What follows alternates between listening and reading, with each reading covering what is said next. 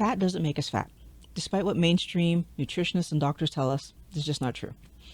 We know with certainty that when you eat carbohydrates, insulin rises. And then when insulin rises, our healthy body stores the sugar away as fat because that's what a healthy body is just supposed to do. So, why are we told that fat clogs arteries? Why are we told that fat causes weight gain? Why are we told that fat is the biggest health problem? So eating fat is the biggest health problem that's facing our world today. The answer to that question is actually going to solve your health problems, solve your weight problems. But the answer to that question is also why we are actually lied to. And I know that is, but it's true.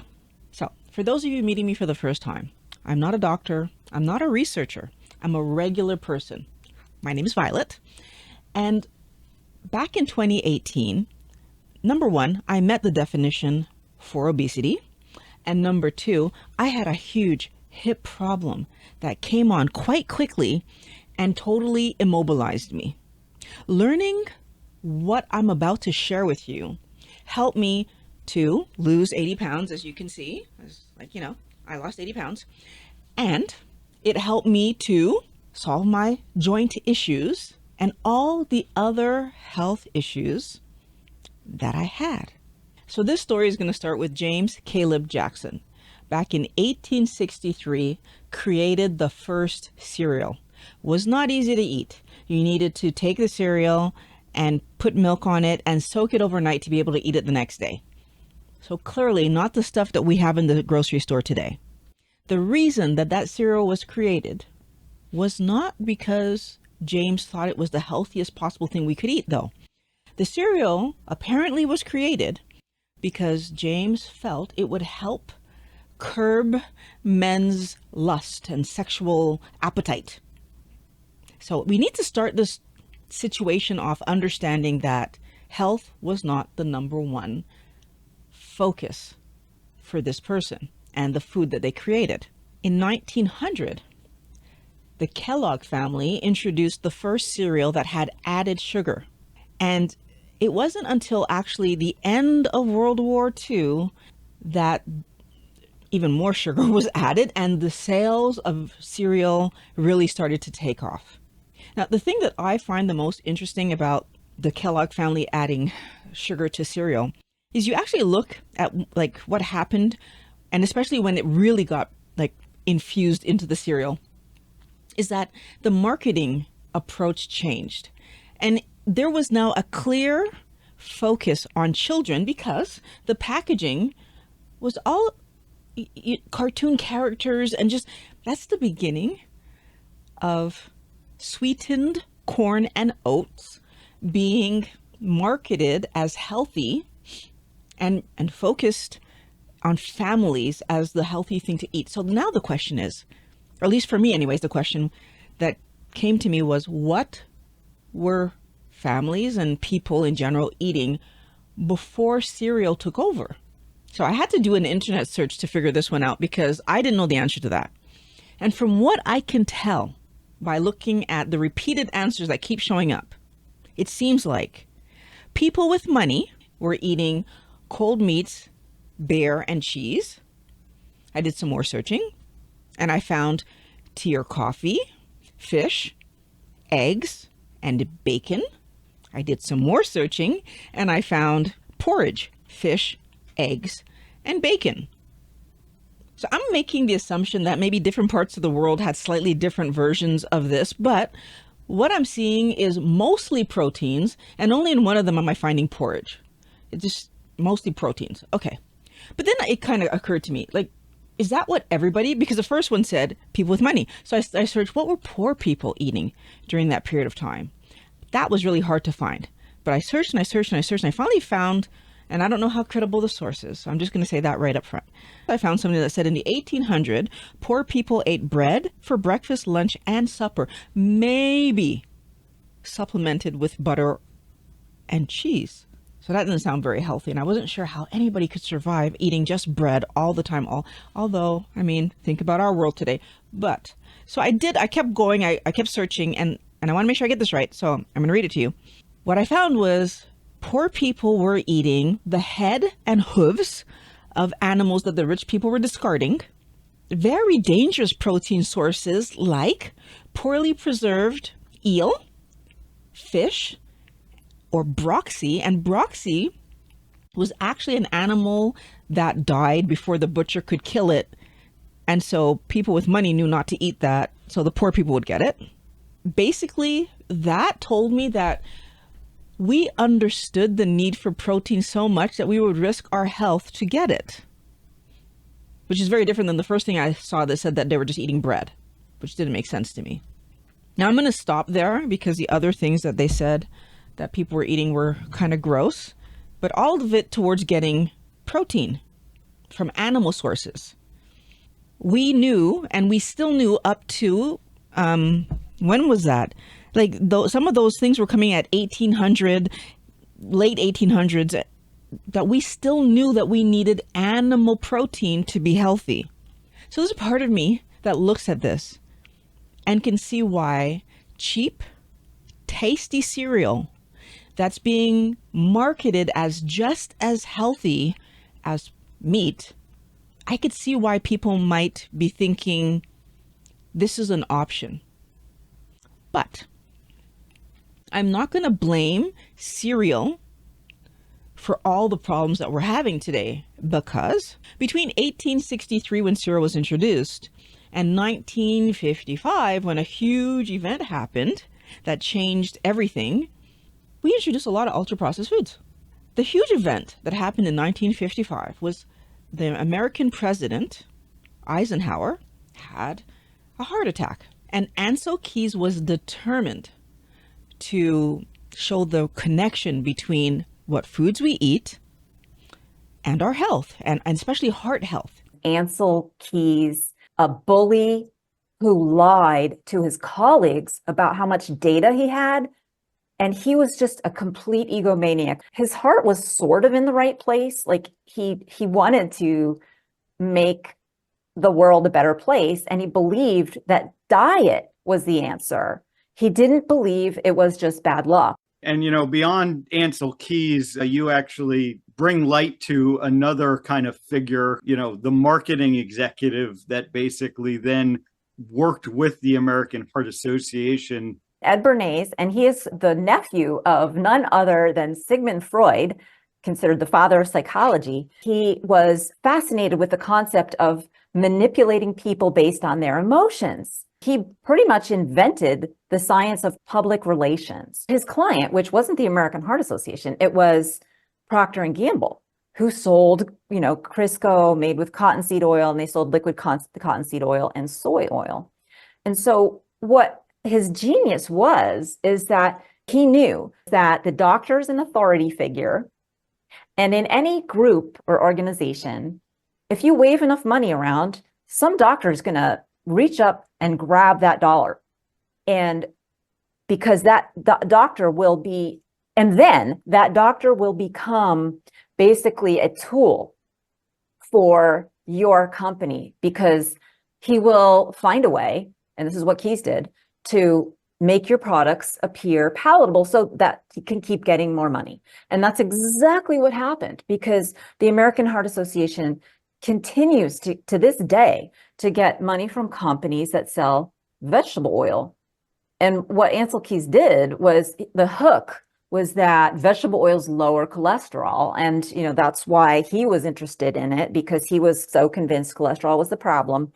And vegetable oils lower cholesterol, therefore they must be good. Now, we don't believe that we should ever be eating saturated fat, healthy fat. And those healthy fats come along with the protein that we were chasing back in the 1800s, 1700s, like throughout history. We've been chasing protein with this accompanying fat. And now here it is, fast forward to today, we've been convinced that this is the worst thing that we could put in our body.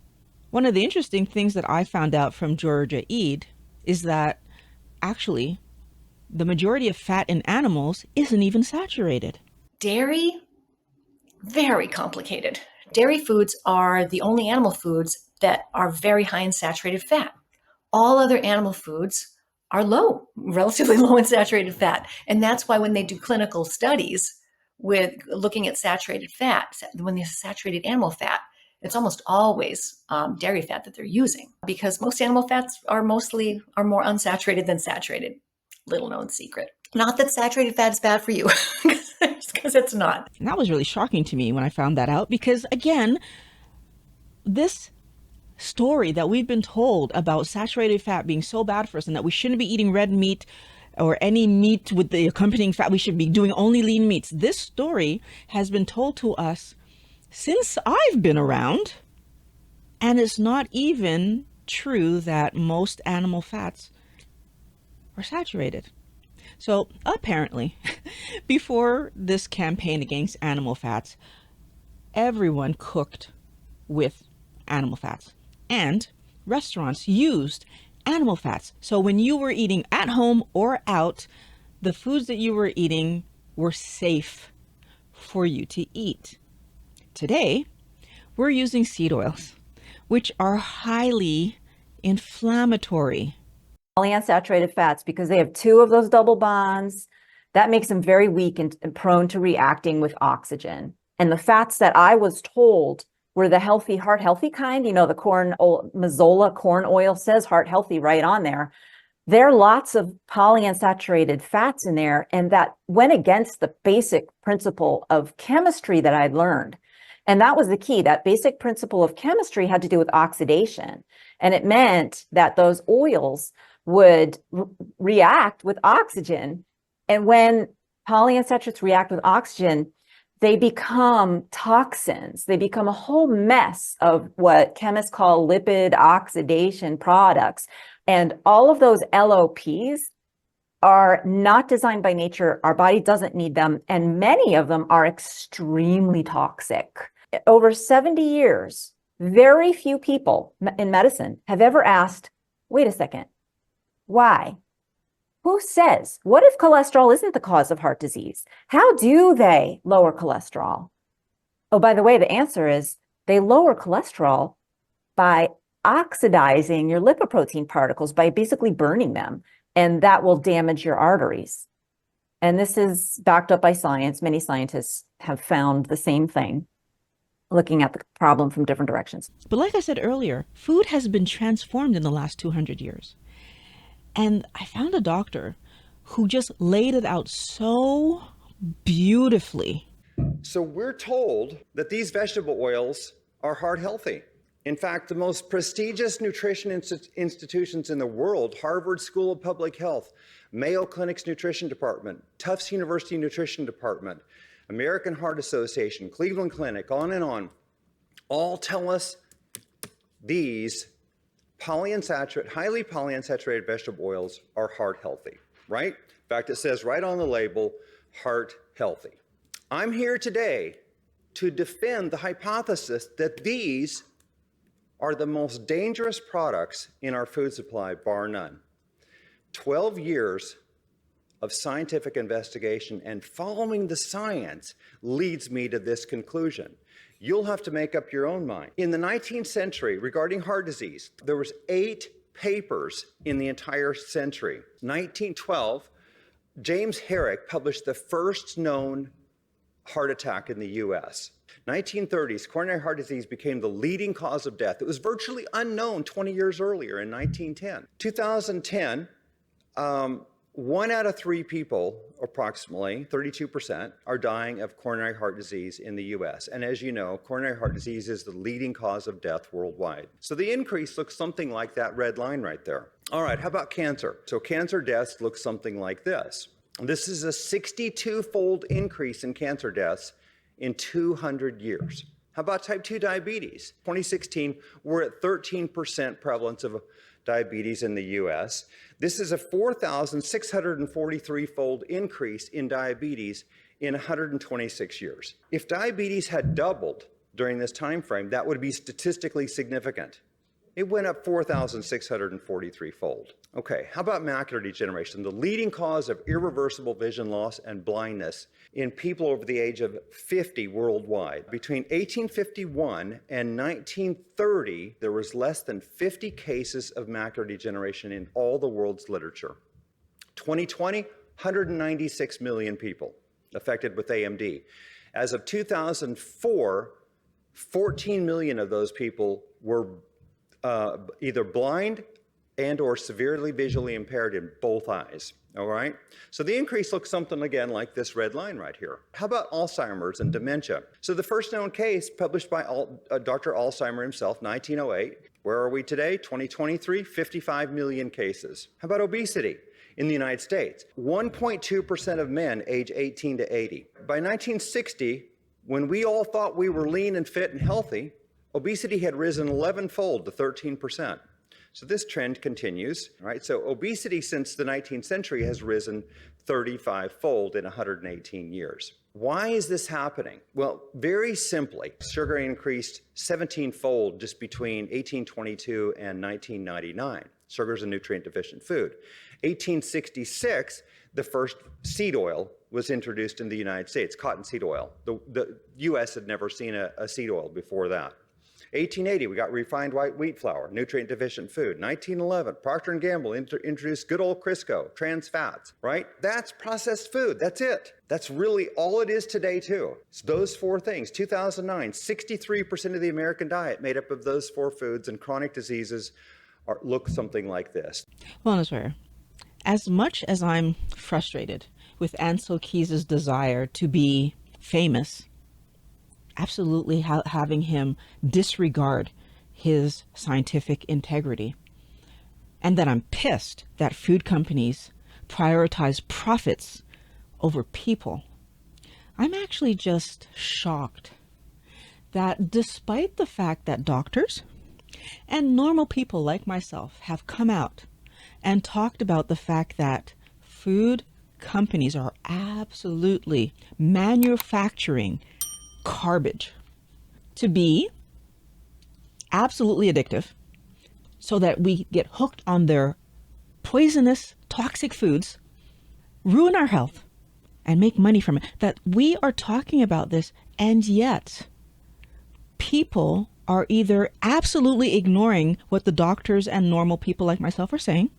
not even investigating it, or allowing themselves to try out keto or carnivore, get amazing results by eating real food, and then yo-yo in and out of eating the wrong thing and the right thing and the wrong thing. Yo-yo dieting your way to poor health. And it wasn't until I saw this message from Dr. Berry that I made the connection. And I actually want to share the message with you. So Dr. Berry posted a community post, and it was a quote from Carl Sagan. And what it says is, one of the saddest lessons of history is this: if we've been bamboozled long enough, we tend to reject any evidence of the bamboozle. We're no longer interested in finding out the truth. The bamboozle has captured us, and it's simply too painful to acknowledge, even to ourselves, that we've been taken. And once you give a charlatan power over you, you almost never get it back. I'm sharing that with you because I'm hoping that you're going to finally understand what's happening and take some active steps to get control back over your life, Wellness Warrior. Because he's right. We hate being wrong, we hate being taken advantage of, and we hate losing. Now, here's the problem, Wellness Warrior. If we don't stop and truly look at the fact that companies create garbage that are specifically formulated so that they're irresistible, and we just will eat and overeat them because that's the way they're designed, because of course the profits are more important than our health. If we don't actually stop and realize that, we are still being taken advantage of. We are still losing, and we are still wrong. The answer is to realize that The reason that we overeat the cookies, ice cream, chocolate, or whatever it is that you end up treating yourself with when you've lost enough weight, or when you're at a party, or whatever excuse you give yourself to eat the thing that pulls you back in, the reason you end up overeating it is because they are designed through science to be overeaten, because they have exactly the right combination of salt, sugar, and fat to make them bingeable, to make them irresistible, to make them hyperpalatable, the fancy word that they like to use, that all equal to make them addictive. I want you to succeed at eating healthy. So I've linked this video here on how to overcome your cravings. Click on that video next.